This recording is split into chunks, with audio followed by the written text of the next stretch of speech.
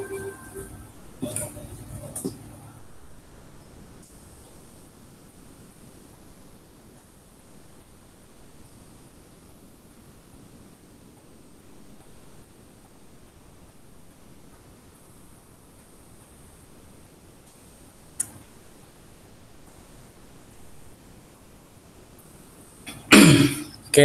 kita mulai aja ya. Selamat siang semuanya. Assalamualaikum warahmatullahi wabarakatuh.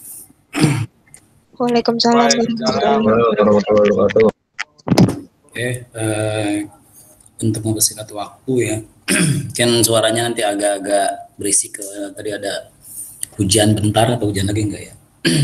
Oke, kita masuk ke materi hari ini. Itu adalah use case diagram ya.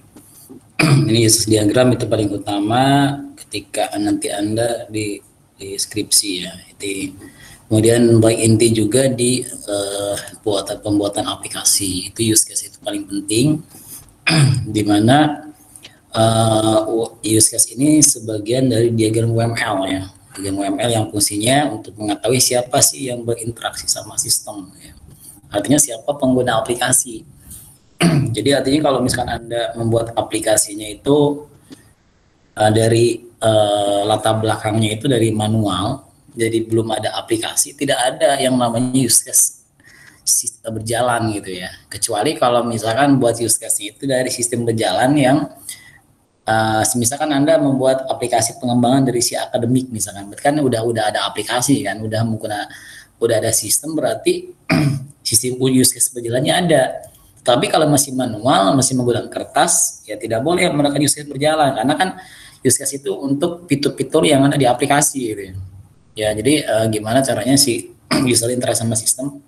Oke, sebelum saya masuk, saya lihat dulu untuk use case tahun kemarin ya, saya yang 99 ya. Gitu. Ini agak saya kurangin untuk materinya, artinya agak saya rubah. Ada teori UML-nya nggak saya masukin biar Anda bisa tahu berapa yang namanya use case yang ada, apa namanya UML yang ada itu ya. Jadi UML itu dibagi dua ya, ada dua versinya, itu ada 14 diagram. Nah jadinya kenapa setelah mencari teori dalam pembuatan aplikasi ya, di sini teorinya ada, saya ini sengaja. Jadi nanti ini deskripsi bimbingan saya angkatan 2016, di sini ada, saya ngambil teorinya itu, maksud saya selalu ngambil dari bukunya sama film, mungkin yang RPL saya bilang kan, yang pernah ngambil RPL di saya. Bentar ya, PML-nya. Nah di sini ya. Jadi ada teori dari buku yang namanya software engineering, atau sama Phil, atau dari bukunya Mulyani.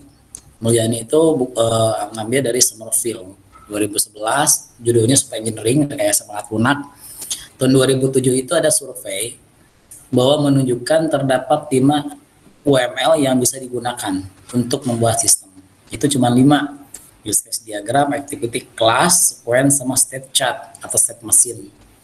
Ini kenapa? Jadi kalau Anda nanti takutnya Anda ketemu pembimbing yang meminta semua UML digunakan dan membuat aplikasi dan skripsinya, nanti keteteran. Sedangkan di sini ada di UML itu ada 14 diagram. Ya, untuk 5 aja udah banyak ya. Anda suruh masukin 14 dan itu nggak ada teorinya. Dosennya pengen segitu gitu, tanpa ada teori. Ya, kalau saya kenapa harus ada jurnal, ada apa, itu biar memperkuat bahwa statement Anda itu betul gitu. Nggak sembarangan Anda mengarang ada 4 atau 5 diagram UML gitu ya. Ini yang terbagi, ada kelas, objek diagram, case, deploy, gitu ya. Komponen, composite, sequence, communication, interrelation timing, behavior, kemudian protokol set mesin sama use case. Ini ada jumlahnya, ada totalnya ada 14 use case yang yang ada use case 14 diagram UML. Nah, bisa bayangkan Anda kalau membuat skripsi banyak begitu gitu ya, bisa tebal ya, bisa 800 halaman skripsinya. Makanya saya nyari teori seperti itu, yang saya bilang tadi ada teorinya ini, makanya saya akhirnya Saya di mata kuliah analisis perancangan saya hanya mengajarkan atau 5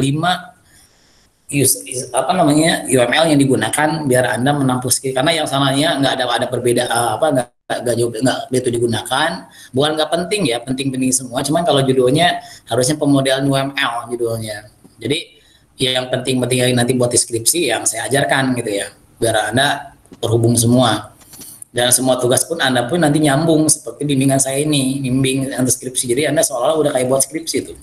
Dari mulai sistem berjalan nih, misalkan ya sistem berjalan di sini, ini kan usulan berjalan nih, ini berjalan, ya dia masih manual nih, jadi ada human capital, supervisor, manager, karyawan, kemudian sehingga usulannya ada by system, di sini nama sistemnya ada nih, ya jadi nanti nemu use case-nya, ini ada algoritmanya. Jadi nemu nanti use case-nya ke sini, nah ya di use case-nya nanti di user baru kan satu-satu tuh yang saya jadi semua tuh. Di sini ada activity, ada squen, kemudian ada state chart, ini saya bilang state chart mesin itu, ya itu pelajaran database sampai ini perancang interface seperti ini. Itu tugas Anda seperti ini. Nah sengaja saya biarkan anak seperti seolah-olah buat skripsi, jadi Anda nggak bingung pada waktu banyak skripsi dia ternyata mahasiswa itu nyampe sini aja nih, nyampe sistem berjalan, ini sekarang kayak suara pusing buat ini. Karena dulu basicnya itu pengajarannya kurang, materi dari pihak yang penyampaian materinya, udah itu apalagi dengan mahasiswanya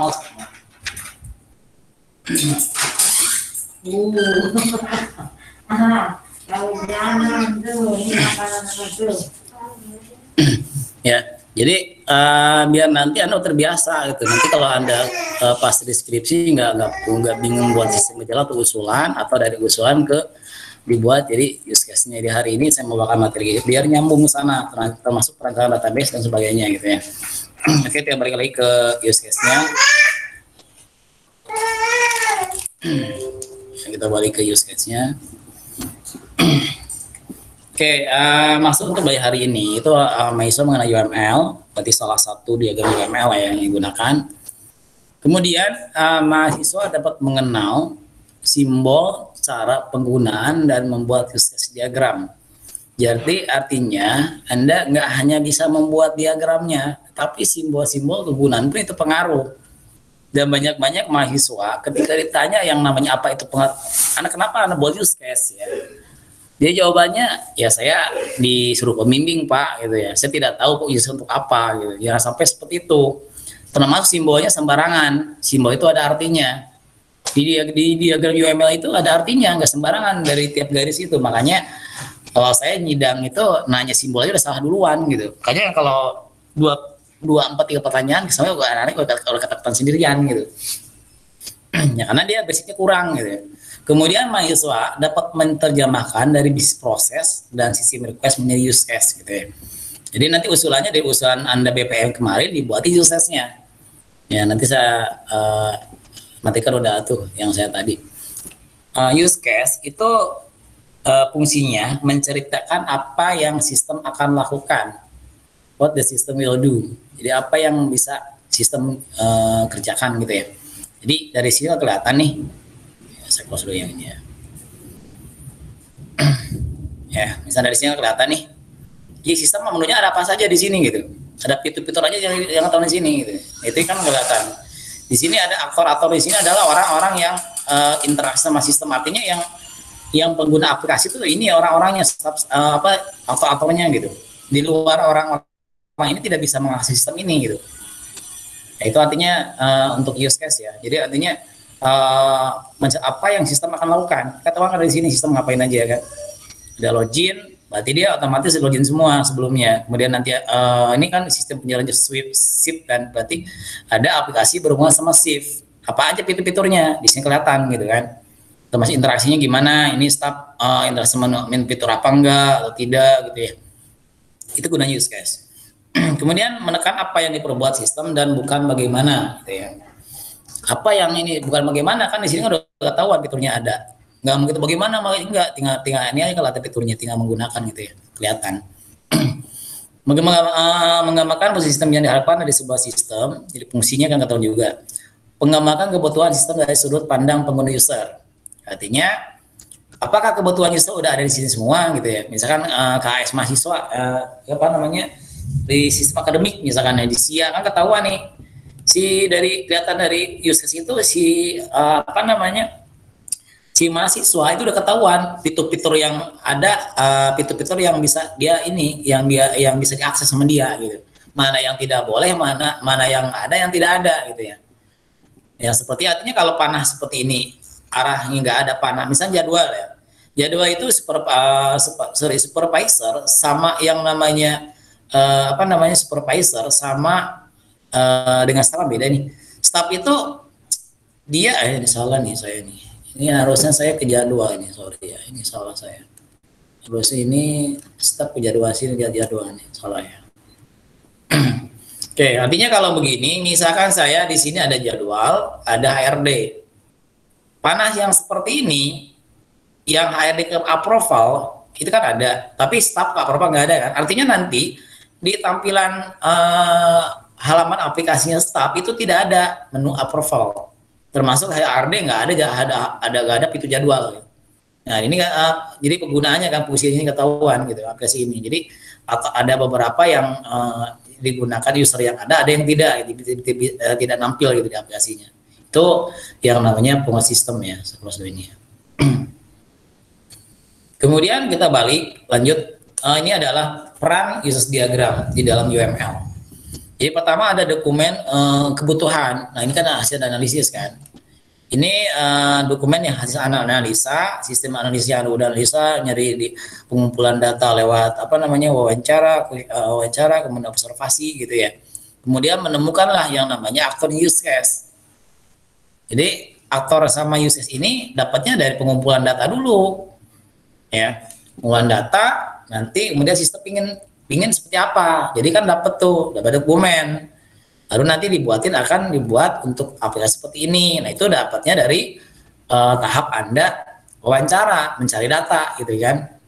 Kalau di perusahaan pun juga Anda sama. Kalau Anda bisnis aplikasi ya Anda ketemu kliennya. Anda seperti apa aplikasinya pengennya. Jadi kan Anda wawancara dulu gitu kan. Ya itu untuk rekod dokumen. Jadi baru ada dibuatin user diagram, kemudian dibuat activity, misalnya workflow-nya, interaction diagram dan kelas diagram ya. Activity turun dari tahapan-tahapan dari aplikasi, kemudian kelas diagram itu nanti ada kelas-kelas yang dalam suatu aplikasi yang terhubung berdasarkan pembuatan dari use case masing-masing ini. Nanti ke sana anak buahnya. Jadi nanti satu-satu ini akan dibuatin activity sama square-nya satu. Nanti jadi di sini jumlahnya ada berapa berapa kelas dia, berapa activity berarti ada 1, 2, 3, 4, 5, 6. Ada 6 activity, 6 sequence diagram. Jadi nanti Anda hati buat ininya. Kalau Anda salah ke sana nanti salah gitu ya. Pada anak main lain suka salah di sini apa sih ini gitu ya. Nanti saya lanjut lagi ya sebelum saya buatan.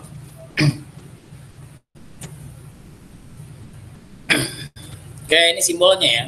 Oke, ini simbol. Jadi ini paling penting. Pertama itu adalah use case. Ya, use case itu yang ada simbolnya seperti bulat. Ini opal tandanya. Ini namanya use case. Ya simbolnya itu. Fungsinya ini sebagai fitur-fiturnya. Nah, misalkan ini ada login, berarti nanti ada menu login kan. Dan ketika di start mengklik itu nanti masuk ke halaman login kan. Nah ini ininya untuk case-nya. Jadi harusnya ini kata benda nih misalnya. Dan biasanya bagus itu ini jangan kalau ada kata kerja itu harus ibaratnya sama kata benda. Misalkan menampilkan misalkan. Kan menampilkan kata kerja, bingung menampilkan apa misalkan. Menampilkan data misalkan ketahuan. Atau approval menyetujui misalnya. Detail sheet, karena kalau detail itu kan ngambang. Detail sheet berarti kan ada detail sheet dari penjadwalannya. Kemudian jadwal ketahuan kan jadwal kata benda. Kemudian selanjutnya itu ada aktor. Aktor itu adalah siapa pengguna sistemnya. Ya, jadi artinya ini orang-orang aktor itu bisa juga orang, bisa juga sistem. Ya, nggak harus orang. Contohnya kalau saya di sini masukin ada print misalkan, ada yang namanya menu print. Misalkan saya sampai di sini. Ya, Ya, sini misalkan cetak misalkan ya. Cetak. Nah, kalau cetak berarti ini kan di luar dari aplikasi kalau cetak kan. Cetak masih ada di aplikasi. Nanti ketika klik cetak kan nggak langsung nampil di aplikasi kan. Tapi kan ada keluaran kertas kan. Berarti ada printernya. Nanti itu printer itu akan jadi aktor. Ya, ini ada printer. Jadi bisa juga kalau jadi aplikasi misal kayak di ketika kita misalkan buat story misalkan di kelas diagram di Instagram misalkan ya, kan akan masuk ke Facebook kan. Nah, berarti Facebook itu sebagai aktor, tapi aktornya aktor yang pasif. Pasif itu artinya tidak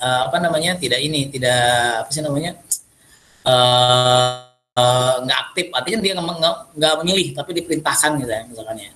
Nah seperti ini ya, misalkan ini arah ke sini, anda nggak ada panah ininya ya, ada panah ini ya. Kalau nggak harusnya ada yang arah panah ke sini nih. Kalau tidak ada di ini.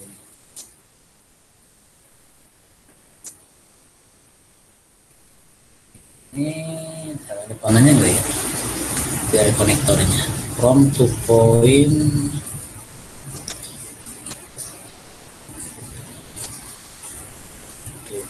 Enggak, bentar. Saya bisa panain ya. Klik kanan, pilih raw, multiply, nanti kasih retronym. Ini harusnya yang ada panah, bentar. Harusnya ada panah arah ke sana. Ini ada panahnya nggak ada di sini ya.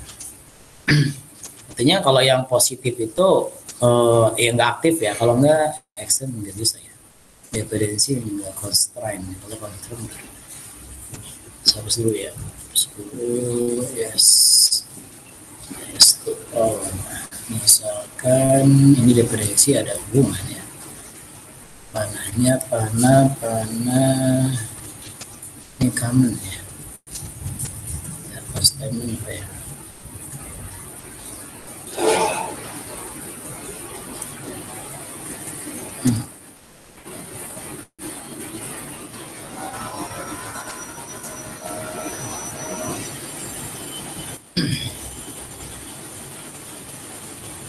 Saya ini aja ya, dibuat apa namanya, ini aja nih. Oke, salah.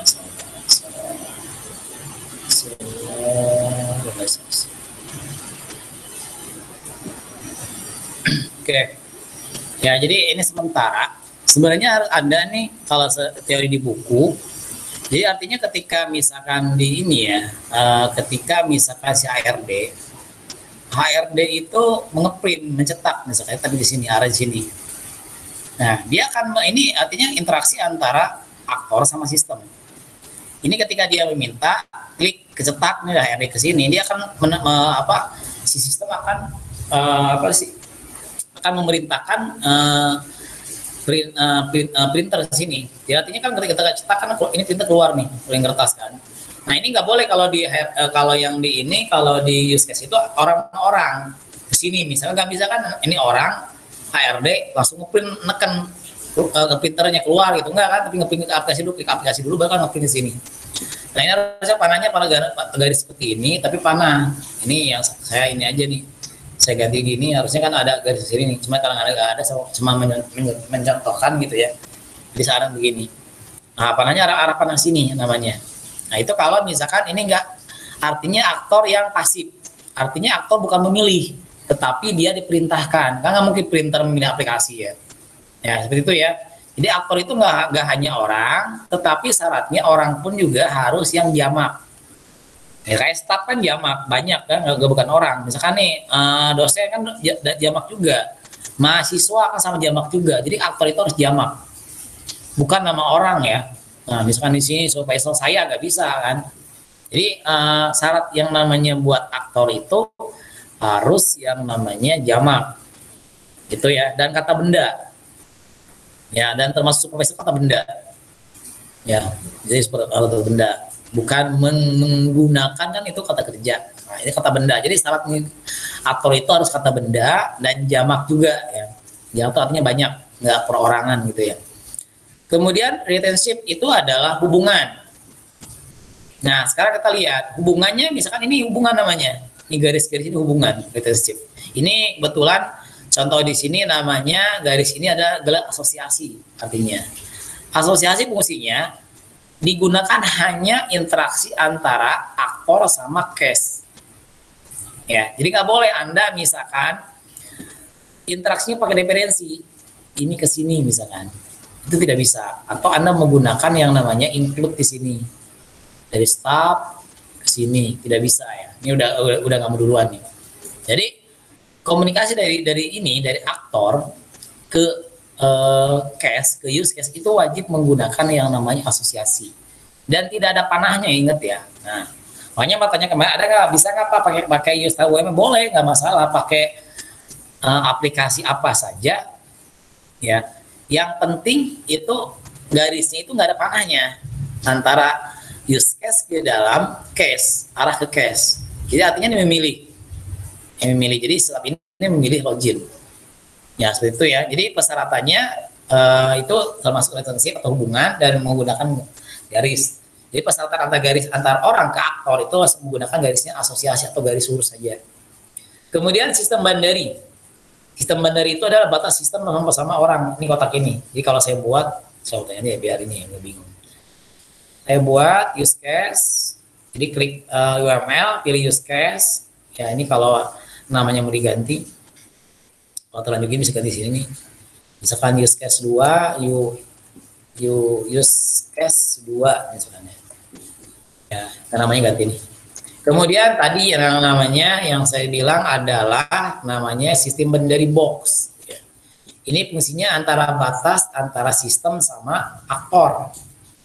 Ya, jadi kalau saya buat untuk tempatnya case itu bandari. Jadi kalau saya buat nih namanya di sini ada sistem. Ini bandari namanya. Saya buat seperti ini. Klik dari sini ya caranya, klik kemudian klik ke sini. Nah, misalkan nama aplikasinya apa? Penjadwalan shift. Nah, seperti itu ya. Ini adalah bandari. Wajib nggak Pak gitu kan. Nah kalau di use case ini termasuk yang namanya bandari ini atau batas antara sistem sama aktor itu adalah sistemnya sunnah, artinya nggak wajib gitu. Anda boleh ada atau tidak ada, nggak masalah, cuma saya rekomendasikan mendingan Anda diadakan. Kenapa? Biar ada ketahuan. Kalau misalkan saya ini kan use case, saya use case sini, kemudian saya di sini ada aktor, buat sini aktor. Saya tarik misalkan dari sini ke sini. Ya, sini tarik, seperti ini. Nah, gini ya. Nah, kan ini kan kayak ini. Ini nggak masalah, nggak salah ini juga. Cuma kan nggak ketahuan gitu. Ada misalkan nggak kurang bagus sama saya gitu. Jadi biar menandakan mana yang namanya fitur, mana yang namanya aktor. Nah, Anda tambahin begini. Ya, ini namanya bandari. Dia ini masukin sini, ini kan masukin nih. Sini. Ini luar aktornya. Jangan masuk ke dalam sini. Kalau masuk ke dalam sini sama juga aktor di dalam komputer gitu. Orang di dalam komputer. Ini kan komputer di sini aplikasi ini. Ya itu adalah namanya ini ada aktor dari simbolnya ini asosiasi ini garisnya interaksi antara aktor sama use case pakai garisnya asosiasi atau garis lurus. Tidak ada panahnya. Itu adalah penggunaan simbol yang penting di use case yang sering digunakan, pasti digunakan. Setiap Anda buat user pasti ini yang 4 ini pasti digunakan. Percaya ini kata salah satu. Kalau misalnya nggak kebuat, tapi kalau dibuat semua ya itu ini 4 ini ada. Gitu. Ya. Ini teorinya use case juga sebagai gambar horizontal, ellipse, oval ya. Ada yang menggambarkan yang namanya fungsi dari sistem, bagian utama dari sistem ditempatkan di dalam sistem bandari. Sistem bandari itu tadi di dalam ini bandari ini sistem nih otak ini. Ya, kemudian biasanya menggunakan kata kerja. Ya, kata kerja misalkan tadi menggunakan. Kalau yang tadi kata benda yang aktor ya, saya kembali tadi. Ini aktor menggambarkan orang, sistem lain yang berhubungan dengan sistem saat ini. Artinya yang berhubungan dengan sistem yang yang sekarang. Berarti kan ini yang saya gunakan yang apa namanya? Cuman ada apa namanya? Di sini adanya si HRD, supervisor sama staff kan. Ini yang interaksi sama sistemnya nih saya hapus dulu.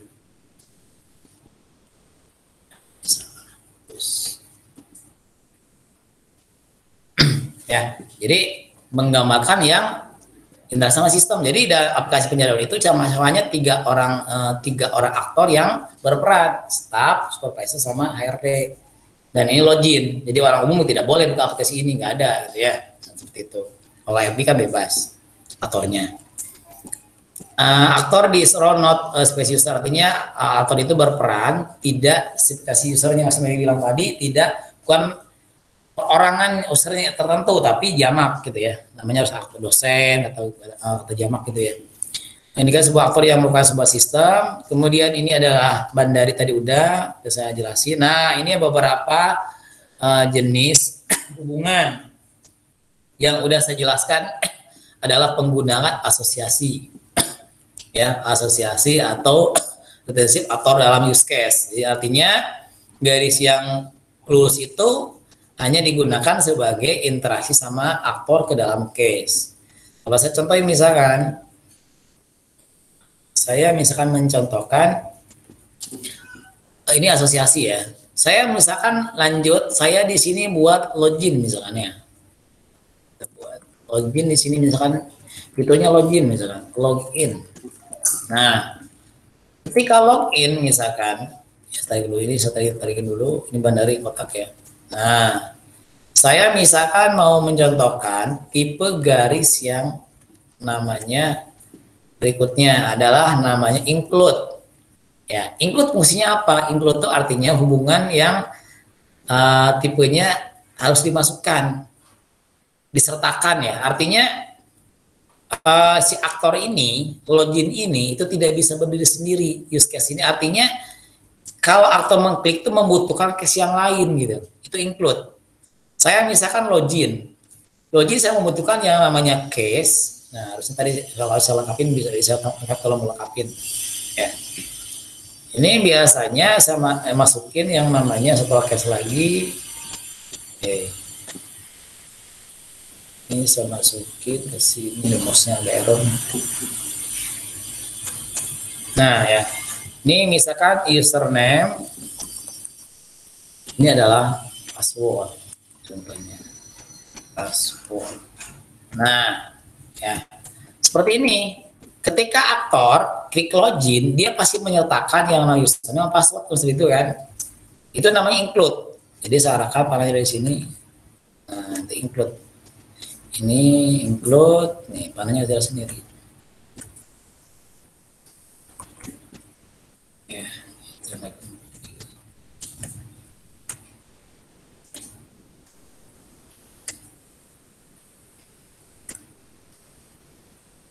ya benar.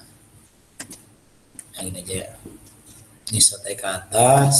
Nah, login ini sama ini juga include. Nah, oke. Apa artinya? Jadi artinya ketika kita aktor sebagai misalkan mahasiswa buka yang namanya mahasiswa misalkan ya. Apa namanya? Dia buka siap. Ketika klik login otomatis muncul username dan password gitu ya. Ya, itu namanya include tipe garisnya. Tidak boleh menggunakan mahasiswa dari sini ke login ke include ke sini, nggak boleh. Ya, nggak boleh. Jadinya dari ini, dari apa namanya, dari mahasiswa ini, ya sorry mahasiswa, dari aktor ini, kalau langsung ke username nggak boleh. Dari ini langsung ke sini, tapi dia lewat ini dulu, asosiasi dulu, baru include sama ini include juga. Nggak boleh sih antara case sama case itu ada pakai asosiasi, tidak boleh. Karena persyaratannya asosiasi itu hanya digunakan antara interaksi antara aktor sama case. Nah, ini baru satu include. Kemudian nomor dua itu tipenya extend. Extend itu artinya pilihan. Ya, ini hubungan yang pilihan, extend. Artinya ini adalah tidak harus gunakan gitu. Contohnya ketika saya misalkan ngeprint misalnya. ketika Anda telah menyimpan data, misalkan input data di sini input ya. Saya misalkan buat case-nya di sini input. Input. Kan udah tersimpan nih misalkan ya, input. Nah, dari simpan udah saya petik data. Di sini misalkan saya cetak. Berarti ketika saya mahasiswa input, save, kalau data mau di print, berarti saya di sini kita klik cetak. Tetapi kalau saya nggak ngeprint sampai sini doang udah ini nggak dipakai gitu. Jadi case ini adalah pilihan kalau digunakan kalau digunakan sama fitur yang input ini adalah kalau butuh, berarti menggunakan garisnya bukan include, berarti garisnya tipenya extend. Sorry, salah. Extend. Keluar ya panahnya tuh. Nah, iya. Oke ya. Nah, ini extend.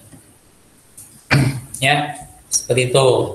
Jadi extend itu digunakan garis extend kalau misalkan ada case ini ketika pilihan nggak selamanya digunakan.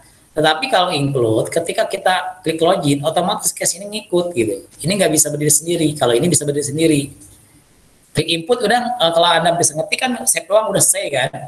Atau Anda mau lihat KHS, ketika ajukan kan boleh di print boleh tidak. Kalau hanya mengajukan doang nggak di print gitu, setelah mengisi udah save doang itu sampai sini. Tetapi kalau ketika Anda pilih yang namanya nyetak, Anda butuh yang namanya case tambahan dan itu garisnya adalah tipenya extend dan arah panahnya ke sini ya, ke inputnya. Arah yang diminta. Itu yang tipenya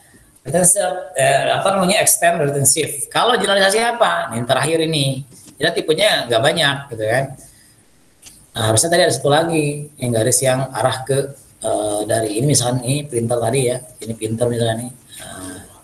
Ini ke sini, tapi arahnya panah sini gitu. Harusnya ada ini nggak ada. Tapi emang jangan digunakan sih, jangan gunakan ini. Ya, kemudian terakhir generalisasi. Generalisasi itu artinya dari umum ke khusus. Ya, jadi artinya contohnya saya misalkan di sini ada mata kuliah misalkan ya. Saya buat use case-nya misalkan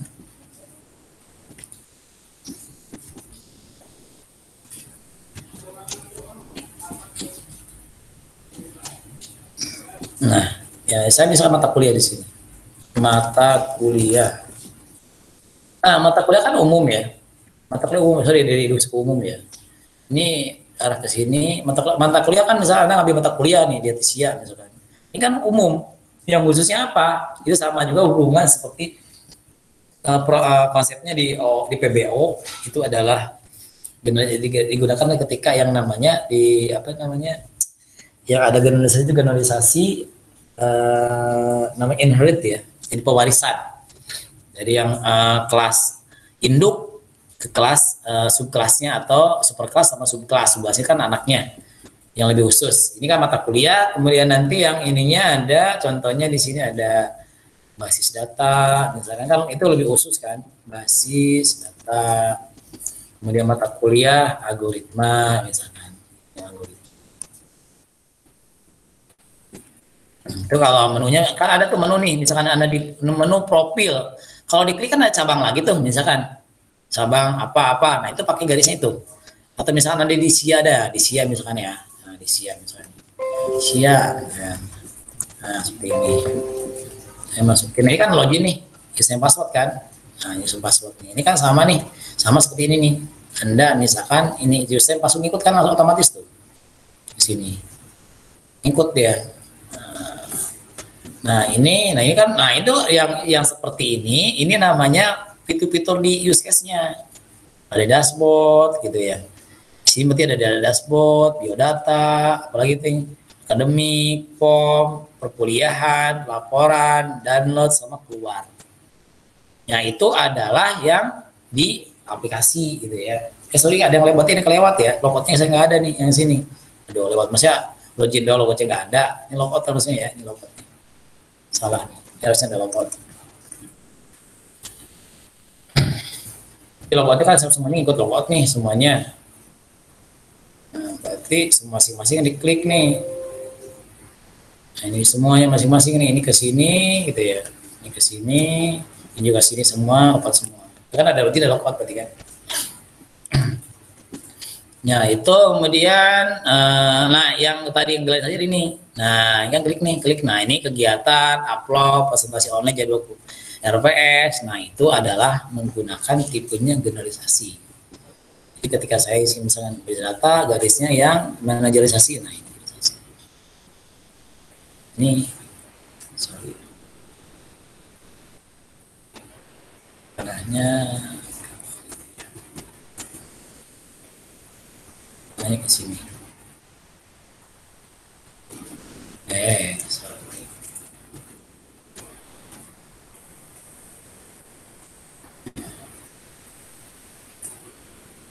Nah, itu ya. Itu kalau Anda menggunakan generalisasi di use case-nya.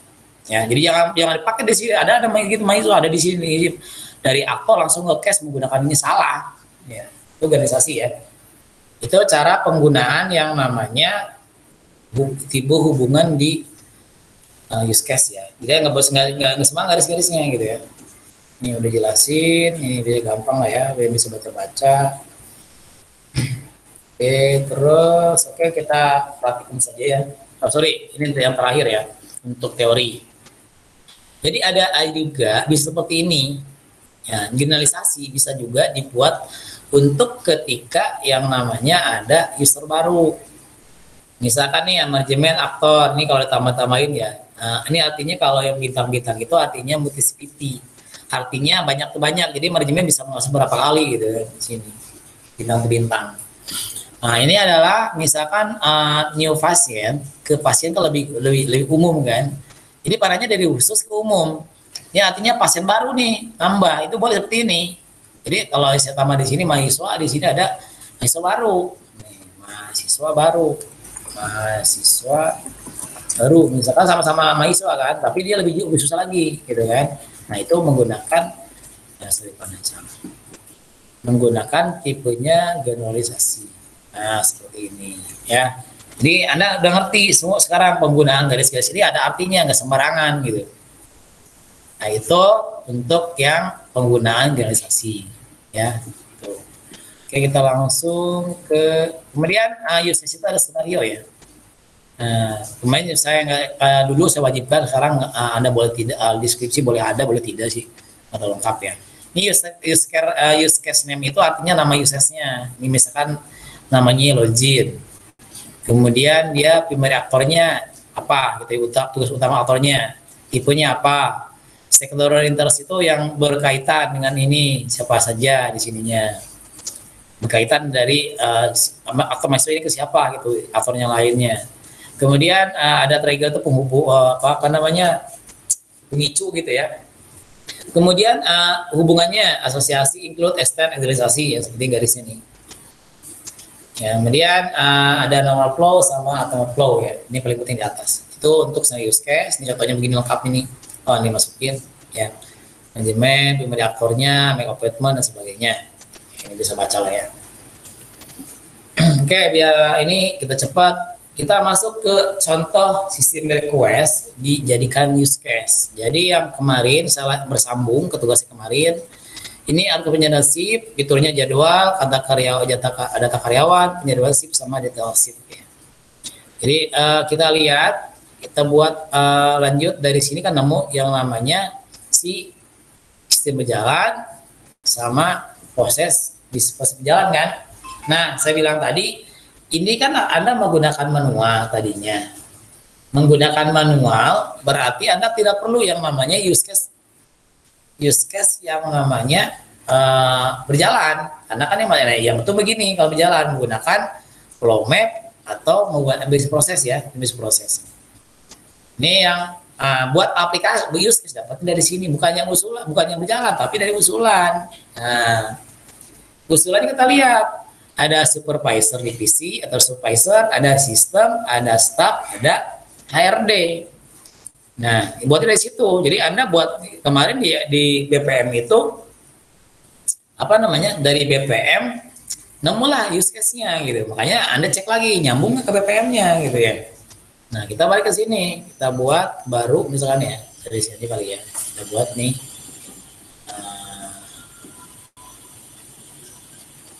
Oke. Pertama buatnya ada bandari dulu biar gampang. Bandari. Ini kasih nama sistem. Ya udah penjadwalan sip deh, penjadwalan sip misalnya. Oke, ini adalah tempat use case-nya. Saya kalau mau gede-gedein, tarik ke sini.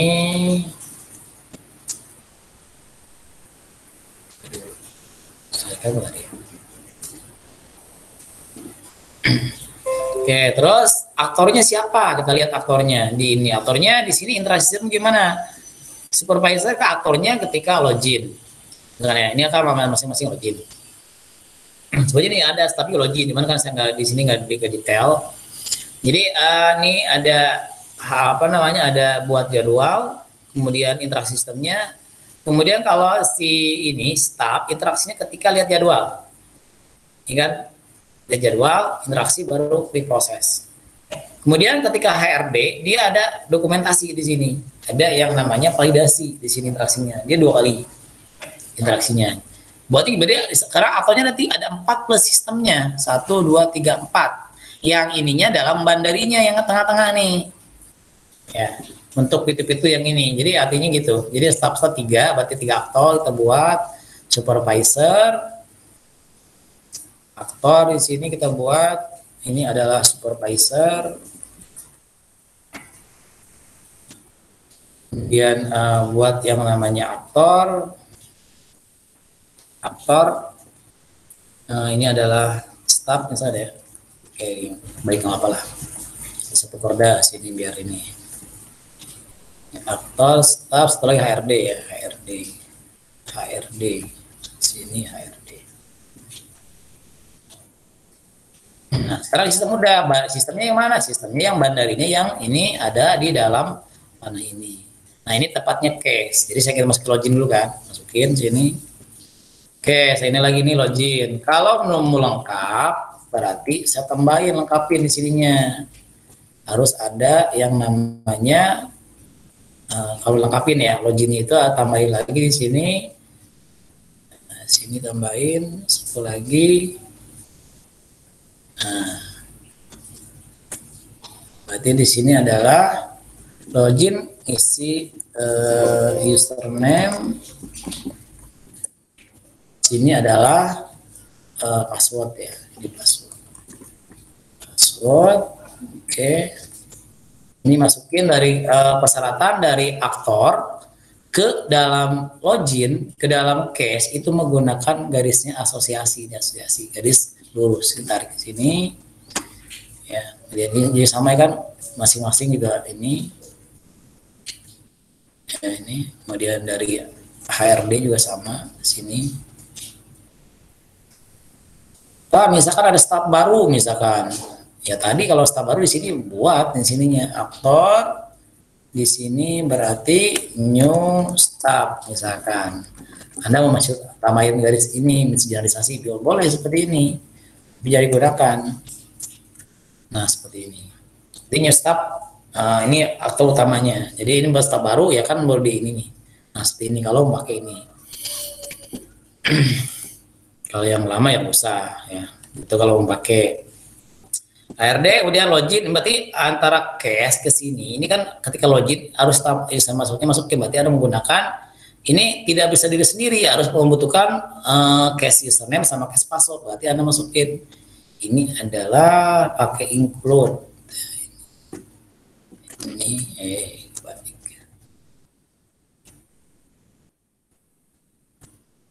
Ini betul lagi nih.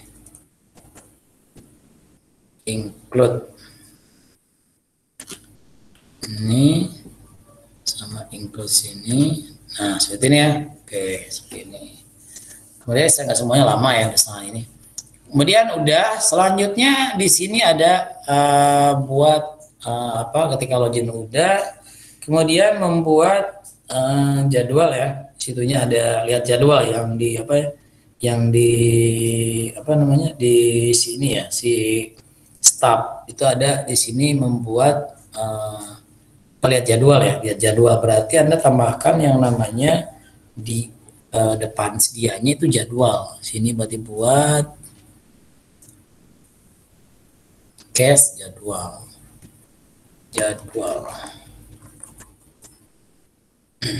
Terus si supervisor tuh buat jadwal, berarti penjadwalan ya. Ini sini penjadwalan, kemudian dia apa namanya data karyawan nih dia juga lihat, berarti di sini buat juga data karyawan. Di sini dulu ya tadi. Ini adalah tadi apa sih namanya penjadwalan ya, penjadwalan.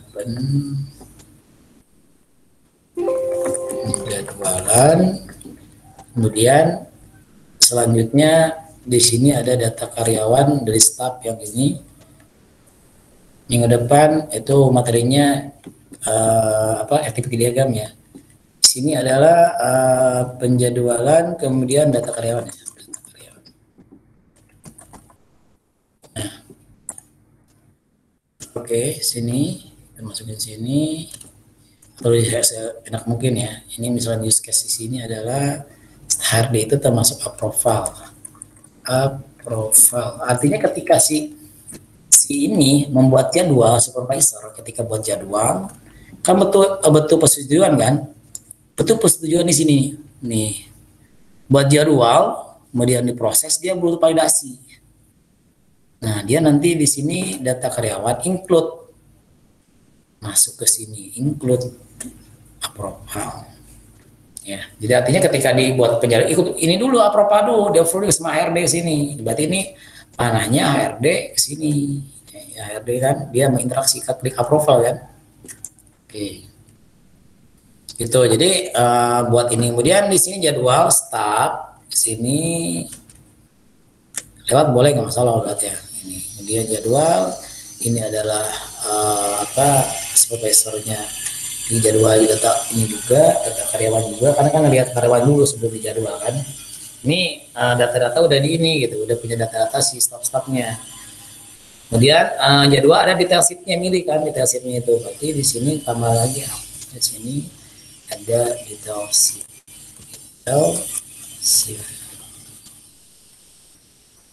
Nah, dia detail sheet termasuk yang namanya bisa ketika si jadwal si ini bisa ngeliat nih misalkan si detail jadwal klik misalkan nah ini terserah apa kalau misalkan jadwal selalu dibuka di detail include berarti ini dari staff ketika jadwal kan dia include ke sini kan ngelihat